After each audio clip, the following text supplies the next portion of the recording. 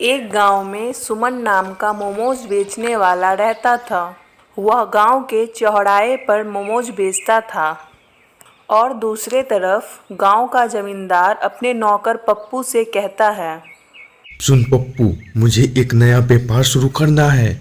बताओ जरा हम क्या कर सकते हैं। मालिक, आजकल हमने देखा है कि गांव में शहरी पकवान ज्यादा बिक रहे हैं। फिर जरा कुछ पकवान के नाम बताओ। जैसे में मालिक, मोमोज, मैगी। फिर तो हम भी मैगी बेचेंगे। जाकर सारे सामान ले आ। अभी जाकर सारा सामान ले आता हूँ। जरा रुक, अपने महेश से जो गांव में दवाई बेचता है उससे खाने स्वादिष्ट करने वाला केमिकल ले आना। अरे मालिक, दुकान चला नहीं कि आप लोगों के सेहत के साथ खिलवाड़ करना चाहते हैं। चुपचाप जितना कहा जाए उतना कर। जी मालिक। पप्पू सामान लेने चला जाता है और शाम तक सारा सामान लेकर चला आता है। अगले दिन वो मैगी बेचना शुरू कर देता है। आओ आओ, मैगी खाओ। अगर अच्छे नहीं लगे तो पूरे पैसे वापस। तभी वहाँ से एक आदमी गुजरा और वह मैगी का नाम सुनकर रुक जाता है। अरे वाह, मैगी ये तो शहर में मिलता है। हाँ, अब हम भी इस गांव में मैगी बेच रहे हैं और एक बार खाओगे तो फिर आओगे। ऐसा बात है तो खिलाओ एक प्लेट मैगी। पप्पू उस आदमी को एक प्लेट मैगी देता है और वह आदमी मैगी खाकर बहुत खुश होता है। ये तो बहुत स्वादिष्ट है। इससे पहले कभी ऐसा पकवान नहीं खाया। देखा, मैंने कहा था ना, एक बार खाओगे तो दोबारा आओगे। तुमने सही कहा। अब हम हर रोज यही मैगी खाने आया करेंगे। धीरे धीरे जमींदार के दुकान पर भीड़ लगने लगा। सुमन के दुकान पर भीड़ कम हो गया। अब कोई भी मोमोज खाने नहीं आता था। अरे सुमन भाई, आजकल हमारे दुकान पर लोग आ क्यों नहीं रहे? क्या बताऊं भाई, ये सब उस जमींदार के मैगी के कारण हुआ है। मुझे लगता है एक बार हमें उस मैगी को खाना चाहिए।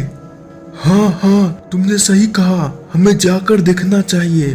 वे दोनों जमींदार के मैगी के दुकान पर जाते हैं। पप्पू, तुम ये मैगी में क्या डाल रहे हो? ये किस तरह का केमिकल है?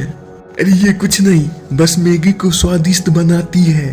तुम्हें इतना भी नहीं पता कि लोग इस केमिकल वाली मैगी खाकर वे बीमार पड़ सकते हैं।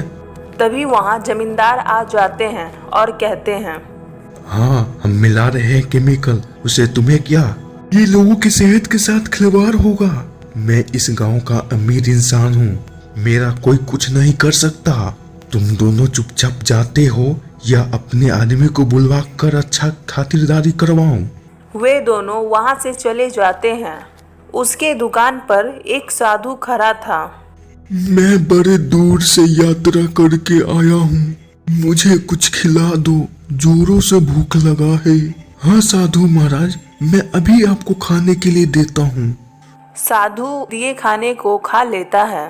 तुम्हारा बहुत बहुत धन्यवाद, मगर तुम दुखी दिख रहे हो। कुछ बात है तो बताओ, मैं तुम्हारा मदद कर सकता हूँ। साधु को जमींदार की मैगी वाला बात बताता है।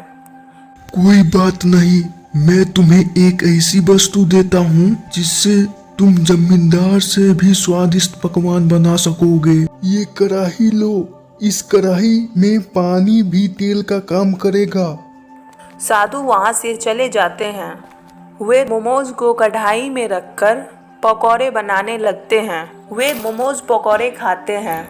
वह मोमोज पकौड़े बहुत स्वादिष्ट होते हैं। ये तो सच में स्वादिष्ट है। इसे हमें अभी बेचना शुरू कर देना चाहिए। आओ आओ, हमारे पास मोमोज पकौड़े खाओ, इसे खाकर सभी बीमारी दूर हो जाएगा। वे मोमोज पकौड़े बेचना शुरू कर देते हैं। तभी वहाँ से एक आदमी गुजर रहा था। वह मोमोज पकौड़े का नाम सुनकर रुक जाता है और कहता है, अरे ये क्या है भाई, मोमोज पकौड़ा पहले कभी नहीं सुना। अरे खा कर के तो देखो, नहीं अच्छे लगे तो पैसे वापस।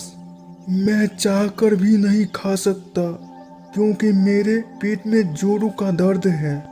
अरे एक बार खा कर देखो, तुम्हारे सारे दर्द अच्छे हो जाएगा। इतना बोल ही रहे हो तो लाओ। उस आदमी को मोमोज पकौड़े खाने को देता है। वह आदमी जैसे ही मोमोज पकौड़े खाता है उसके पेट का दर्द खत्म हो जाता है। और ये सच में जादुई मोमोज पकौड़ा है। इसे खाते ही मेरे सारे दर्द खत्म हो गया।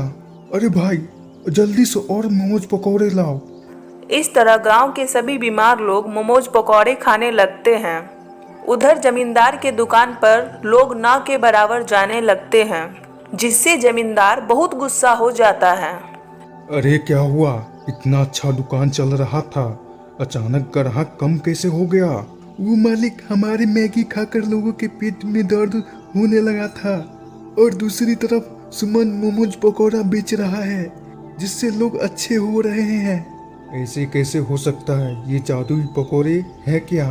जी मालिक, जिस कढ़ाई में वे पकौड़े बना रहे हैं वह जादुई है, जिसे एक साधु ने दिए थे। उस कढ़ाई में जो कुछ भी बनता है वो स्वादिष्ट और बीमारी ठीक कर देता है। ये बात है तो वह कढ़ाई मेरे पास होना चाहिए। सुनो पप्पू, जैसे ही रात होगा वैसे ही हम दोनों जाकर कढ़ाई चुरा लेंगे।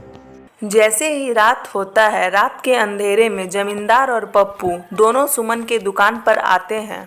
वह दुकान में घुसकर कढ़ाई ढूंढने लगते हैं। उसे कढ़ाई मिल जाता है। जैसे ही वे कढ़ाई लेकर बाहर आते हैं, वे देखते हैं कि उसके सामने सुमन मुखिया गांव वाले हैं। तुम्हारा चोरी पकड़ा गया। मुखिया जी, तुमने गांव वालों की मैगी में केमिकल मिलाकर बेचा जिससे लोग बीमार हुए। मुखिया जी, ऐसा कुछ नहीं है। चुपो, लालच में इतनी अंधे हो गए। गांव वालों की सेहत के साथ खिलवाड़ किया है तुमने। तुम दोनों को इस गांव से निकाला जाता है। मुखिया जमींदार को गांव से बाहर निकाल देते हैं। मालिक, ये सब आप ही के कारण हुआ है। न आप लालच करते और न ही हम दोनों गांव से बाहर निकाले जाते। आज गांव वालों की बीमारी अच्छा हुआ है तो ये तुम्हारे ही कारण। अरे मुखिया जी, इसमें मेरा कोई योगदान नहीं है, सब उस साधु के कारण हुआ है। आज से हम लोग तुम्हारे अलावा और किसी के यहाँ बाहरी वस्तुएं नहीं खाया करेंगे। अब हम सबको मालूम चल गया कि बाहरी वस्तुएं खाने का क्या अंजाम होता है।